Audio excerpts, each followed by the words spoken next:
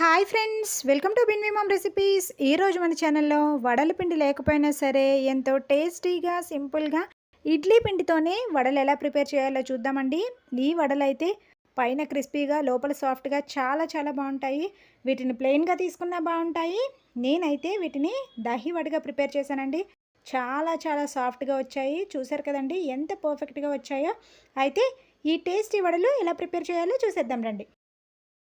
ముందుగా మిక్సింగ్ బౌల్లోకి మనకు కావాల్సినంత ఇడ్లీ బ్యాటర్ని తీసుకోవాలి. మ్యాక్సిమం మీరు ఇడ్లీ బ్యాటర్ ఏ రోజు ప్రిపేర్ చేస్తే ఆ రోజే తీసుకోవడానికి ట్రై చేయండి. ఎందుకంటే ఇడ్లీ బ్యాటర్ పులిసిపోయిందంటే మళ్ళీ వడలు అనేది ఎక్కువగా ఆయిల్ పీల్చుతాయి. తర్వాత దీనిలోకి ఒక 2 స్పూన్ల బియ్యపు పిండి, అలాగే రుచికి సరిపడా ఉప్పు వేసుకొని మిక్స్ చేసుకోవాలి.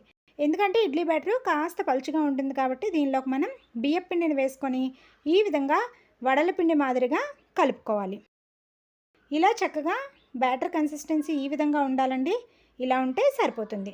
ఇప్పుడు వీటిని డీప్ ఫ్రై చేయడం కోసం స్టవ్ పైన కడాయి పెట్టుకొని డీప్ ఫ్రైకి సరిపడా ఆయిల్ వేసుకొని హీట్ చేసుకోవాలి. ఆయిల్ వేడైన తర్వాత నార్మల్ వడల్లాగే చక్కగా చేతిని తడుపుకొని అరచేతిని కూడా తడుపుకొని కొద్దిగా బ్యాటర్ని తీసుకొని వీడియోలో చూపించినట్టుగా ఈ విధంగా ఫ్లాట్గా ఒత్తుకొని తర్వాత మళ్ళీ కాస్త తడుపుకొని మధ్యలో హోల్ చేసుకోవాలి. చూసారు కదండి, ఈ విధంగా వడలు రెడీ చేసుకొని వేడైన ఆయిల్లోకి వేసుకొని ఫ్రై చేసుకోవాలి. నార్మల్ వడల కంటే కూడా ఇవి చాలా పర్ఫెక్ట్గా వస్తాయండి. వడలు చేయడం రాని వాళ్ళు కూడా చాలా ఈజీగా చేసుకోవచ్చు. కవర్ కానీ గ్లాస్ కానీ బౌల్ కానీ ఏమి యూస్ చేయాల్సిన పని లేదు. చక్కగా మనం చేతి పైన వీటిని చాలా తేలికగా వేసేసుకోవచ్చు. అలాగే నార్మల్ వడల కంటే కూడా ఇవి ఏమాత్రం ఆయిల్ పీల్చవండి, చాలా తక్కువగా పీలుస్తాయి. ఇడ్లీ రవ్వ మనం వేస్తాం కదండి ఇడ్లీ బ్యాటర్లో, దానివలన వడలు అనేవి మరింత క్రిస్పీగా ఉంటాయి. చూసారు కదా, ఈ విధంగా కడాయిలోకి సరిపడిన వడలు వేసుకొని వాటిని రెండు వైపులా టర్న్ చేసుకొని మంచి గోల్డెన్ కలర్ వచ్చిన వరకు కూడా ఫ్రై చేసుకోవాలి. చూసారు కదండి, మనం వేసుకున్న ప్రతి వడ కూడా ఎంత మంచి షేప్ వచ్చిందో. నార్మల్గా ఒక్క మినపరుపుతో చేసుకునేవైతే ఇంత పర్ఫెక్ట్గా రాకపోవచ్చు. మీరు ఫస్ట్ టైం చేసే వాళ్ళైతే చక్కగా ఈ ప్రాసెస్లో ఇడ్లీ పిండితో చేయండి. వడలు అయితే చాలా చాలా బాగా వస్తాయి. ఇలా వడల్ని రెండు వైపులా టర్న్ చేసుకుంటూ ఈ విధంగా మంచి గోల్డెన్ కలర్ వచ్చిన వరకు కూడా ఫ్రై చేసుకోండి. ఇలా పర్ఫెక్ట్గా ఫ్రై అయిన తర్వాత వాటిని స్ట్రైనర్లోకి తీసేసుకోవాలి. వడలు ఫ్రై చేసినప్పుడు కూడా తప్పకుండా మీడియం ఫ్లేమ్లో పెట్టుకొని మాత్రమే ఫ్రై చేసుకోండి. అలా అయితే చక్కగా లోపల వరకు కూడా మనకి చక్కగా కుక్ అవుతాయి. చూసారు కదండి, వడలన్నీ ఎంత చక్కగా వచ్చాయో. ఆయిల్ కూడా చాలా తక్కువగా పీల్చుతుంది. చాలా చాలా బాగా వస్తాయి. ఇప్పుడు దహి వడ ఎలా ప్రిపేర్ చేయాలో చూద్దామండి. ఒక చిన్న బౌల్లోకి 2 స్పూన్ల పెరుగు వేసుకొని బాగా బీట్ చేసుకోవాలి. ఇలా బీట్ చేసుకున్న తర్వాత దీనిలోకి కొద్దిగా వాటర్ని యాడ్ చేసుకోవాలి. ఈ విధంగా వాటర్ వేసుకొని మరొకసారి బాగా కలుపుకోవాలి. ఇలా కలుపుకున్న తర్వాత ఈ మజ్జిగలోకి మనం ముందుగా ఫ్రై చేసి పెట్టుకున్న వడలు ఉన్నాయి కదండి, వాటిని వేసుకొని జస్ట్ ఒక 2 మినిట్స్ మాత్రం ఉంచుకోవాలి. ఇలా ఉంచడం వల్ల వడలు అనేవి చక్కగా మజ్జిగను పీల్చుకొని వడ లోపల చాలా సాఫ్ట్గా రెడీ అవుతుంది. తర్వాత మనం దాన్ని దహి వడగా ప్రిపేర్ చేసినప్పుడు మరింత సాఫ్ట్గా ఉంటాయి. చూసారు కదండి, ఈ విధంగా ఒక 3-4 వడలు వేసుకొని ఒక 2 మినిట్స్ ఉంచుకొని పక్కకు తీసుకోవాలి. దానిలో ఉన్న వాటర్ అస్సలు స్క్వీజ్ చేయకండి. స్క్వీజ్ చేస్తే మళ్ళీ వడలు గట్టిగా అయిపోయినట్టు అయిపోతాయి. చూసారు కదా, ఈ విధంగా తీసుకున్న తర్వాత మిగిలిన వడలను కూడా వేసుకొని అదేవిధంగా ఒక 2 మినిట్స్ నానబెట్టుకొని తీసుకోవాలి.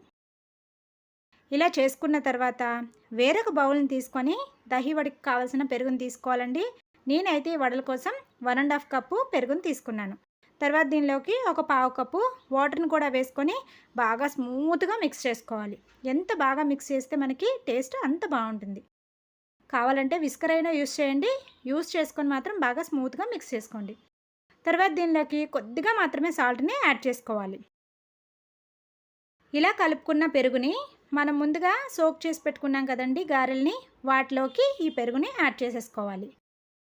ఇలా పెరుగు మొత్తం వేసుకున్న తర్వాత పోపు పెట్టుకోవాలి. స్టవ్ పైన కడాయి పెట్టుకొని ఒక 2 స్పూన్స్ ఆయిల్ వేసుకొని వేడైన తర్వాత సన్నగా కట్ చేసుకున్న పచ్చిమిర్చిని వేసుకొని ఫ్రై చేసుకోవాలి. అవి కాస్త ఫ్రై అయిన తర్వాత 1 స్పూన్ ఆవాలు, 1 స్పూన్ జీలకర్ర, 1 స్పూన్ మినప్పప్పు, 1 స్పూను పచ్చిశనగపప్పు, అలాగే సన్నగా కట్ చేసుకున్న కొద్దిగా కరివేపాకు, ఒక 2-3 ఎండుమిర్చి, కొద్దిగా ఇంగువ కూడా వేసుకొని పోపుని చక్కగా ఫ్రై చేసుకోవాలి. పోపు కూడా లో ఫ్లేమ్లో పెట్టుకొని ఫ్రై చేయండి. అలా అయితే పప్పులు చక్కగా పర్ఫెక్ట్గా లోపల వరకు ఫ్రై అవుతాయి.